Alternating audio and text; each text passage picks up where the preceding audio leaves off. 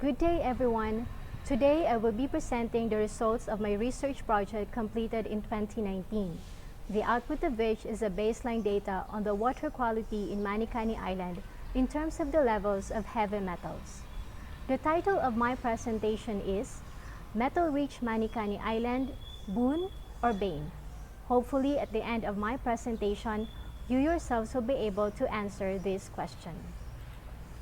Let me start with the mineral profile of the island based from the reports of the mining company and the Mines and Geosciences Bureau.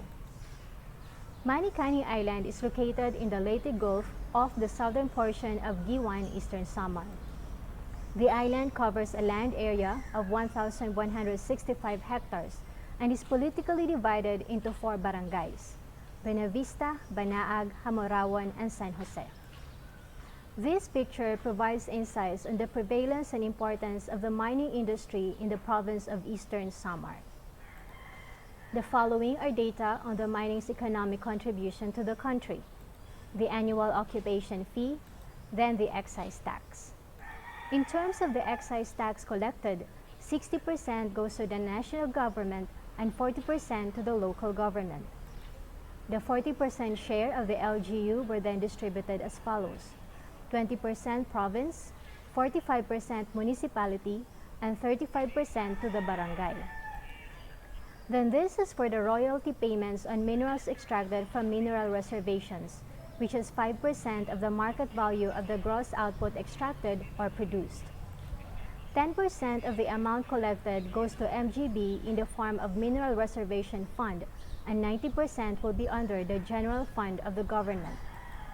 The 90% is further divided: 60% to the national government and 40% will be earmarked to the LGU, which will serve as their share of the national wealth. For the mining industry in Manicani, the total amount of national and local taxes, fees, and royalties collected is about 9 million pesos. As of 2014, the mining company employed a total of 578 local residents, but majority were hired as seasonal contractual employees only. In 2016, only 55 local residents were remained employed by the company. The mining company has also reported the conduct of corporate social responsibility activities in Manicani, which include building of housing units and regular medical missions. In 2018, we were granted funding from UPVCIS to conduct the research project entitled Analysis of Heavy Metals in Seawater and Macroalgae from Manicani, which is a continuation of undergraduate research studies by 2 of my research advisees. Mining is a process critical to our way and quality of life. It supplies the minerals modern society needs, creates jobs, and is a direct contributor to our economic prosperity. However, it is one of the anthropogenic activities identified as a source of heavy metal contamination in marine ecosystems. Even after mine closure, heavy metal contamination remains a serious problem in the vicinity of abandoned mining sites due to exposed mining waste that can be dispersed by wind and water. Many heavy metals are micronutrients essential to the normal growth of plants and animals. However, they can become toxic at concentrations higher than the amount required. These metals can be accumulated in plants and animals that are then consumed by humans, which in turn may have serious human health implications. On the other hand, the bioaccumulation of heavy metals by living organisms is a good indicator of exposure and has been used to assess contamination levels in polluted ecosystems. Open pit mining for lateritic nickel ore in the island was conducted in 1992 to 1994. In 2001, all mining-related activities of the company were suspended by the DENR due to violations against environmental regulations on dust pollution, deforestation, and wastewater discharge. However, mining stockpiles is still present on the island, could run off and contribute to the siltation in the surrounding seawater. Thus, this study aimed to measure the levels of nickel, copper, and lead in the seawater and Sargassum polysystem to provide baseline data on the state of the water quality in Manicani Island. But why Sargassum polysystem? Macroalgae are considered as the best bioindicator of nutrients and heavy metal accumulation in aquatic bodies. They thrive in coastal waters that are adjacent to major pollutant sources. Moreover, they are at the base of the coastal marine food webs and can transfer their accumulated metals to the higher trophic levels. Among the three major groups of algae, brown algae are considered as the best in biosorption, primarily because of the chemical composition of their cell walls. The brown algae sargassum are highly recommended for biomonitoring studies because of their high capacity for bioaccumulation and biosorption of heavy metals. Samples were collected from 3 sampling stations established in the medial-littoral zone of the island where Sargassum polycystum was observed to grow. Stations 1 and 2 are in Barangay Buenavista in the northeast side of the island where the open-pit nickel mining used to operate. Station 1 is located alongside the wharf and near residential areas along the coast. 4 canals from the barangay empty into this station. Station 2 is located near 2 nickel ore loading areas. The seawater in this station is characterized as brown to orange color brought about by mining runoff. Lastly, Station 3 is located off-site in the southeastern part of the island near Barangay Banaag. Unlike the other stations, no canals or mining runoff empty into Station 3. Sampling was conducted quarterly from January to December 2018. The physical-chemical parameters of the seawater were measured in situ using a multi-parameter. From each sampling point, 500 milliliters of seawater and 3 thalli of Sargassum polycystum were collected in triplicates. The samples were transported to the laboratory in an icebox. The seawater and macroalgae samples were processed using the acid digestion method by EPA and the dry ashing method by AOAC, respectively. The concentrations of nickel, copper, and lead in all samples were measured in triplicates using microplasma atomic emission spectroscopy. Table 1 shows that the levels of lead, copper, and nickel in the seawater are above the allowed maximum limit set by DENR and US EPA. Possible sources of these heavy metals are the land-based and water-based activities in Manicani, which may include sewage or garbage disposal from residential area and boats, and from leached mining waste or stockpiles runoff. The levels of heavy metals in seawater decrease in the order of lead, copper, then nickel. Domestic pollution, leaded petrol from fishing vessels owned by the local residents, and local discharges from the abandoned mine are possible sources of lead in the sampling stations. The presence of copper and nickel in all sampling stations can also be attributed to the local mineralogy, given that Manicani Island is mined for its lateritic nickel ore, which also contains a significant amount of copper. More nickel and copper, however, can enter marine ecosystems through anthropogenic sources, such as mining effluents, sewage disposal, and atmospheric deposition from the ore stockpiles present in the area. The heavy metal concentrations in Sargassum polycystum collected are presented in Table 2. These values, together with the values from Table 1, were used to calculate the concentration factor of Sargassum polycystum as shown in Table 3. Concentration factor is a measure of the relative ability of an organism to take up metals from its habitat. CF values vary with respect to metal, macroalgae species, and site. Results revealed that Sargassum polycystum from Manicani showed highest CF for nickel among the 3 heavy metals.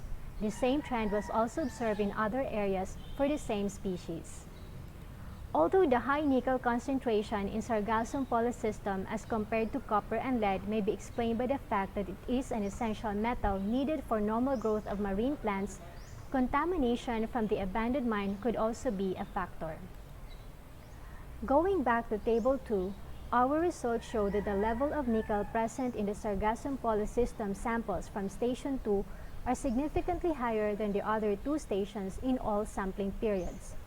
This observation was consistent with the results of Beja and Alcober in 2017, in which the levels of nickel in S. polycystum and T. hemplici were equally available in Stations 1 and 3, but significantly higher in Station 2.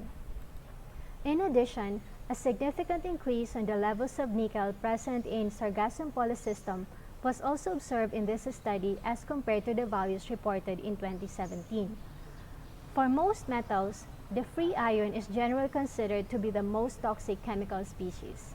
In the case of lead, nickel, and copper, it is their divalent cations. In marine environments, heavy metals may occur as dissolved free ions, but majority are complex with naturally occurring organic or inorganic ligands. At pH 8.1, which was the observed pH of Manicani seawater, 2.89% of lead is present as lead-2, 7.67% copper as copper-2, and 68.29% nickel as nickel-2. The rest are complex with carbonate, chloride, and other ligands. This information can explain the high levels of nickel in Sargassum Polysystem than for lead and copper. Aside from this, the low bioaccumulation of lead and copper may also be due to their strong binding affinity to dissolved organic matter as compared to other metals. One of the specific objectives of the study was to check if the Sargassum Polysystem can be used as indicator of the levels of metals in Manicani sea waters. Spearman correlation tests revealed that there was no significant correlation for lead and nickel in seawater and Sargassum Polysystem, but there was a weak positive correlation for copper. The lack of significant correlation between the three heavy metals in water and Sargassum Polysystem may be explained with the observation that macroalgae can bioaccumulate heavy metals from sediments. Recall that high concentration factor for nickel was calculated in Sargassum Polysystem samples from Station 2, where the presence of mining runoff was observed. These mining runoff carry large amounts of heavy metals as particulate or bound to suspended matter such as clay. On the other hand, the absence or weak correlation for lead and copper in seawater and Sargassum Polysystem may be because not all lead and copper present in seawater are bioavailable. This is particularly evident for lead, where values less than the limit of detection were recorded in the macroalgae samples collected during the July and October 2018 sampling periods, even with the metal's presence in high levels in seawater. So again, these data further support the idea the Sargassum Polysystem in Manicani seems to prefer to bioaccumulate the metals from sediments and not from water. In conclusion, the results reveal that the levels of nickel, copper, and lead in seawater samples collected in 2018 from Manicani were all above the maximum permissible limits set by DENR and US EPA. For the macroalgae samples, the metal uptake of Sargassum Polysystem was in the following descending order: nickel, followed by copper, then lastly lead. Data also shows that Sargassum Polysystem in Manicani exhibited the ability to bioaccumulate heavy metals, more particularly nickel. However, Spearman tests revealed that there was no correlation between the levels of nickel and lead in algal tissues and in seawater, and only a weak positive correlation between the same in the level of copper. Algal tissues therefore may not be good indicators of the metals in Manicani seawaters, making analysis of sediments highly recommended. The results in this study suggest that the presence of the abandoned mine in the island is a possible major source of heavy metal pollution in the marine waters of Manicani. I know that most of our students are in this forum, so let me end this talk by presenting possible research topics that can be done not just in Manicani but in any mining site. First is to conduct a follow-up study for monitoring purposes. I've mentioned that there was an increase in the levels of heavy metals in 2018 as compared to the previous year. Also, I suggested to measure metals not just in water but also in sediments, since sediments act as reservoir for contaminants. You can also compare different algal species and/or other marine organisms to determine which is the most suitable biomonitoring species for the study area. If you're lucky to get a big funding, then it would be ideal to increase the number of sampling sites as well as heavy metals, particularly those of potential environmental concern.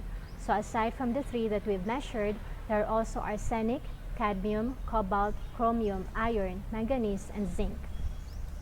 Aside from the marine ecosystem, you can also focus on measuring the heavy metals in soil and crops. A very important, interesting, but challenging topic is on soil bioremediation. But unfortunately, for all those that I have mentioned so far, the major limitation is the expensive analysis. I think a cheaper but equally interesting alternative is to study the status, distribution, abundance, and diversity, for instance, of the algal species present in the area.